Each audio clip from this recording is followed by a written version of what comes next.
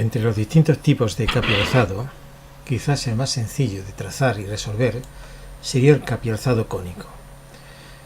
Estamos observando una transición de capialzado entre dos arcos, un arco de radio 3 hacia un arco de radio 8 que están en planos paralelos.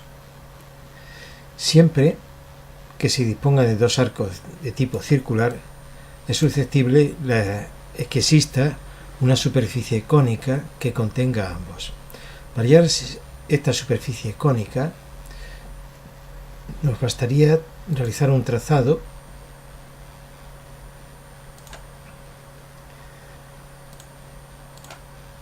uniendo estos dos puntos del eje de simetría de ambos arcos, que van a ser una posible generatriz, y uniendo el centro de un arco con el otro centro del otro arco, que nos dará el eje del cono correspondiente. En consecuencia, vamos a elegir una simbología relativa a eje. Vamos a capturar el centro de un arco, sería el arco posterior, y a continuación capturaremos el centro del arco anterior.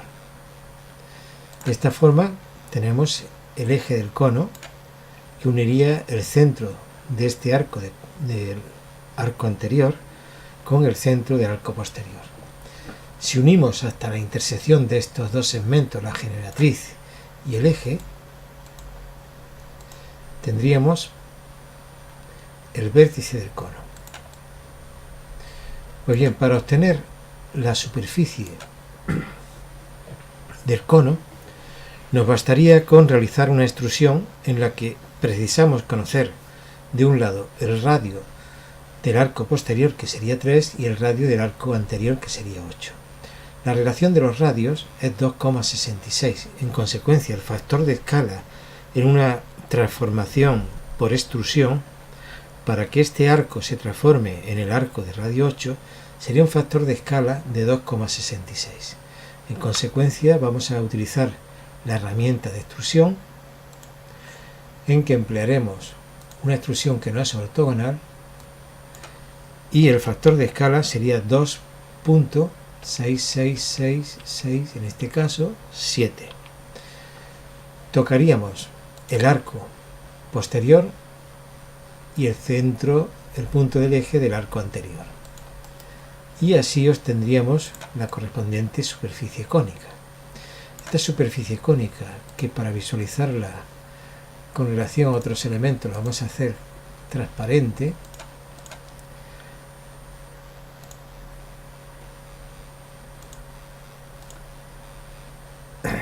la tendríamos que recortar por los planos de los derrames. Para cortar por los planos de los derrames, vamos a coger un nivel que va a ser en este caso planos, y vamos a trazar dos rectángulos rotados que estarían en los planos de los derrames. Una vez que tenemos estos planos, que los vamos a hacer transparentes también para poder ver la relación entre los elementos, procederíamos a realizar el recortado de estas superficies para quedarnos solamente con la parte de los planos del derrame y con la parte de la superficie cónica que nos interesa. Para ello vamos a utilizar una herramienta que disponemos en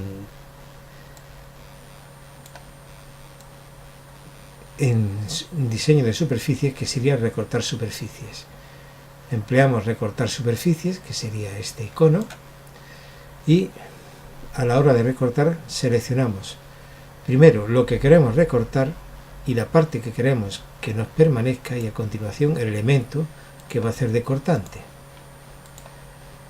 Repetiríamos: parte que queremos que se conserve, elemento cortante, y de forma similar realizaríamos con los planos de derrame, de manera que este sería en este caso el elemento que queremos recortar, y el elemento cortante ahora sería la superficie cónica. Igual ocurriría en este otro plano del derrame.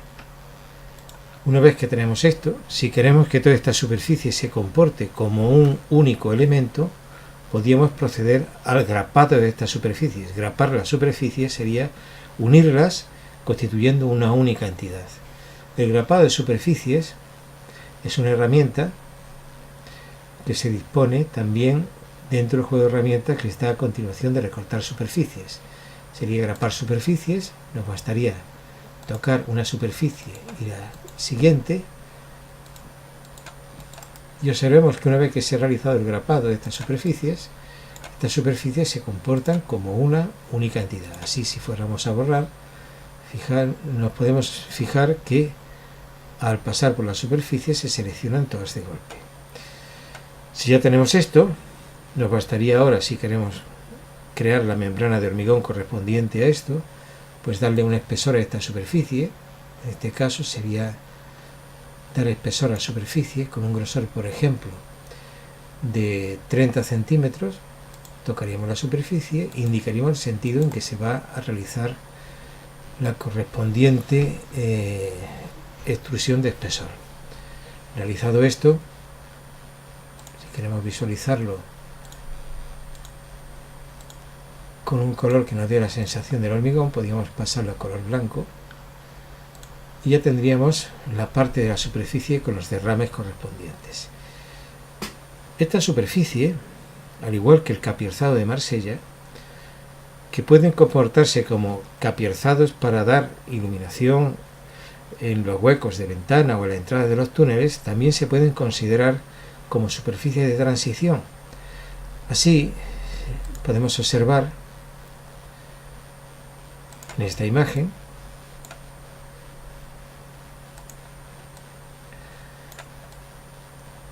que si tenemos un túnel cilíndrico y se quiere pasar a una zona de andén con una transición que no cree las turbulencias a través de un abocinado, que sería en este caso un capierzado cónico, la superficie que tendríamos anterior, constituida por los extremos de los planos de los derrames y el arco directriz del arco anterior, se podrían extrusionar y crear una zona de estas características. Este tipo de transiciones pueden ser válidas, por ejemplo, para lo que sería una conducción de un metropolitano que accede a un andén, y entonces en la zona de andén es preciso que, como hay mayor circulación de personas, que haya un volumen mayor de aire, de forma que a lo largo del uso del día no se produzca un enrarecimiento brusco porque no funcionen los sistemas de ventilación y haya, pues digamos, un margen de volumen de aire dentro de ese espacio que corresponde al andén. No obstante, el espacio de utilización de un andén es superior al de circulación, que sería el túnel semicilíndrico que tendríamos del metropolitano, y estamos viendo que el capierzado no solamente tiene un uso que sea válido cara a lo que serían superficies de transición para iluminaciones o entradas de túneles, sino también puede servir cara a ser superficie de transición en lo que sería del acceso de una conducción de un túnel hacia un andén de un metropolitano subterráneo.